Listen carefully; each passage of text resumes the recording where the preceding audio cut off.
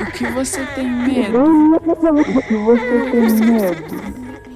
Escuro, palhaços, morte. Você já se perguntou por que essas coisas nos causam desconforto e terror? E mesmo assim continuamos olhando para elas como se fosse algo para se admirar? Descubra agora!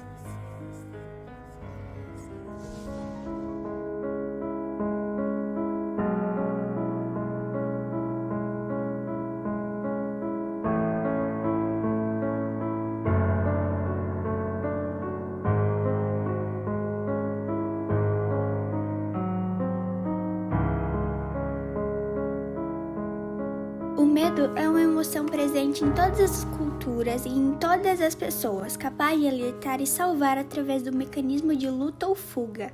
É inevitável reconhecer que o medo nos mantém vivos, mas ele não está apenas nas situações necessárias, está na ansiedade, no temor inconsciente e está em produtos culturais. Então, em tudo que envolve o medo, o que pode ser explicado? E por que ele é o motivo que nos leva ao pânico, ao mesmo tempo que nos fascina em uma obra? O medo possui causa direta e objetiva, sendo uma perturbação diante do perigo e tendo como função a defesa. Visto isso, a intensidade do medo depende se a ameaça é imediata ou não, tendo sua variação subjetiva à ansiedade.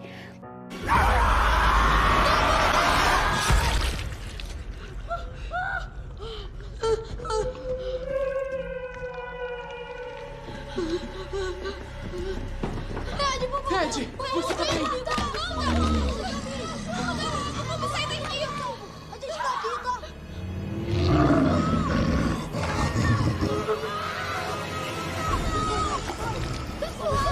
Quando há ameaças ao organismo, esse desencadeia reações comportamentais neurovegetativas neuroendócrinas, sendo uma de suas respostas a agressividade e o sentimento de cólera.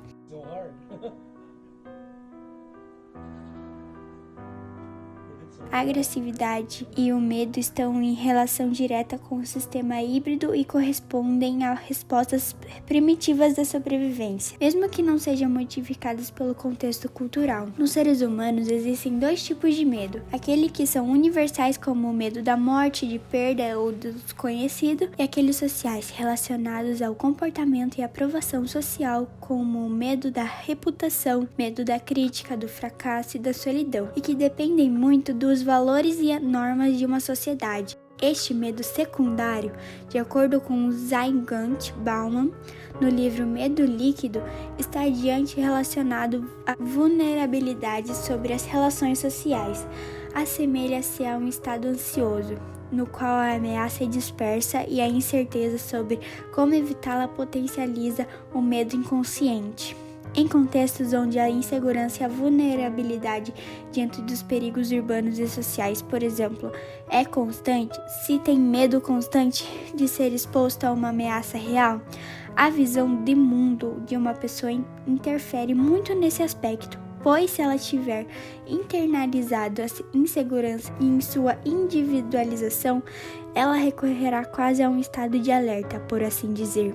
Para a psicologia analítica junguiana, o medo representa uma forma de defesa diante do conflito entre o consciente e o inconsciente, buscando o equilíbrio psíquico e envolvendo arquétipos complexos. Já para Freud, o medo é uma emoção de defesa acionada a partir de lembranças e está diretamente relacionado à reprodução de um evento antigo que representou uma ameaça de perigo. Hoje, mais que nunca, tem-se comprovado a relação direta do funcionamento do sistema nervoso central com cada emoção existente no perfil de estudo e análise do comportamento. As manifestações fisiológicas das emoções podem ser classificadas de duas maneiras: as vísceras, que são específicas para cada tipo de emoção, e o condicionamento pessoal, e as somáticas, que são aquelas comportamentais, involuntárias, que podem ser reflexos incondicionais ou condicionais.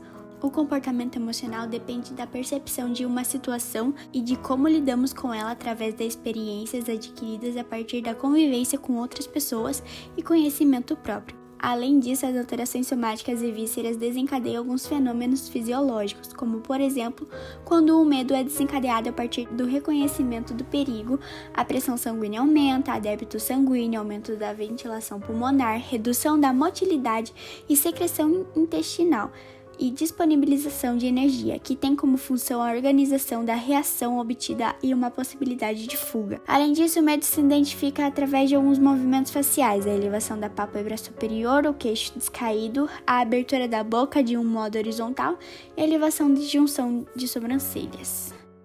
Um exemplo das reações somáticas viscerais é a resposta que um corpo de uma pessoa que tem aracnofobia apresenta ao ver uma aranha.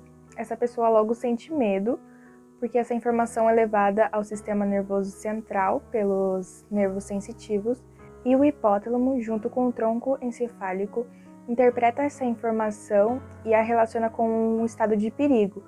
Isso devido a alguma memória ruim ou algum trauma relacionado à aranha, que é o agente causador do medo. Os elementos subjetivos do medo dependem diretamente da cultura. Entretanto, esses mantêm algumas características em comum, como a ameaça à integridade e serem desconhecidos, necessariamente chamando a atenção do ser humano. Os gregos costumavam personificar os medos como Deus, identificando-o como uma entidade externa que poderia ser agregada para oferendas e direcionada aos inimigos. Entretanto, com o advento do cristianismo, o medo é subjetivo e internalizado, no qual o homem passa a temer a si próprio ao se ver como potencial fonte do mal e do demônio. Por fim, esse temor se transforma em controle e autocontrole na sociedade cortesã, uma forma de coerção e autorregulação.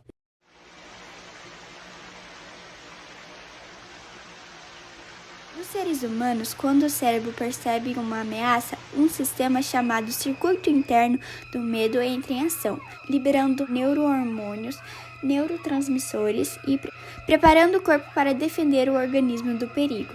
Entretanto, quando a ameaça é fictícia ou um monstro é de papelão, o cérebro percebe que também há pegadinha e suspende a produção de substâncias. Então há uma alta de dopamina, que deixa o corpo em alerta durante esses momentos, mas também dá a sensação de prazer e calma devido a esse sistema.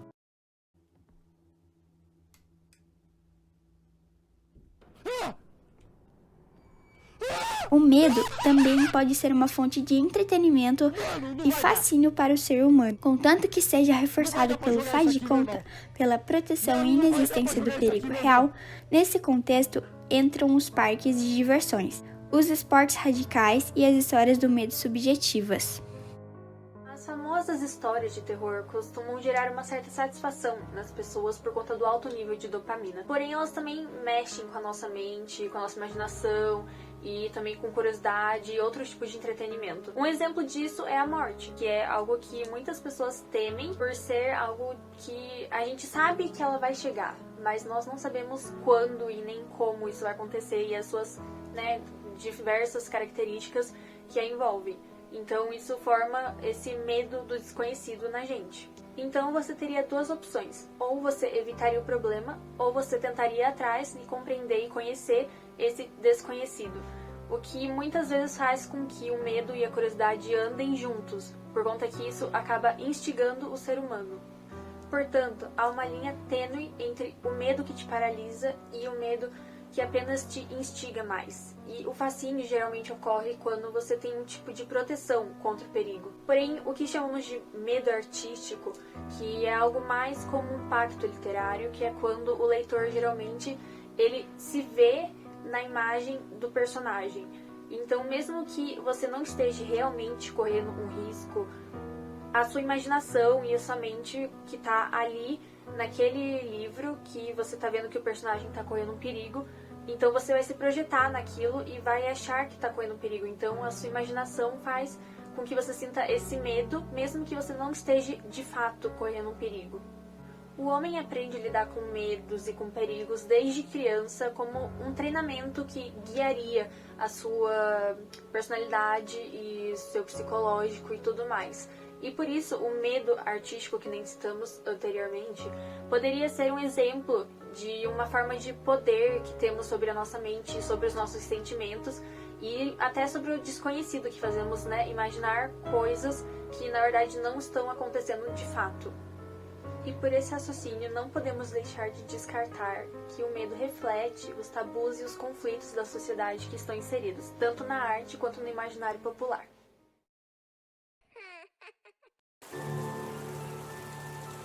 Vimos que o medo depende de diversos fatores como a cultura, a personalidade e a própria psique de pessoa.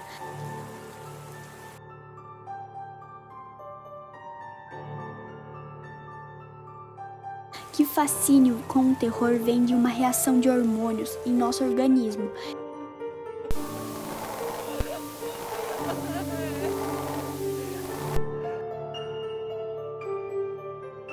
E que um desconforto que podemos sentir vendo um filme ou uma imagem tem a ver com um aspecto complexo da psicologia.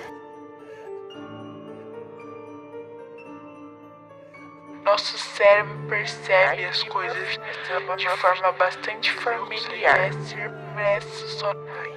Sempre atento a nos alertar sobre os perigos. É por isso que você pode até saber que está seguro. Será?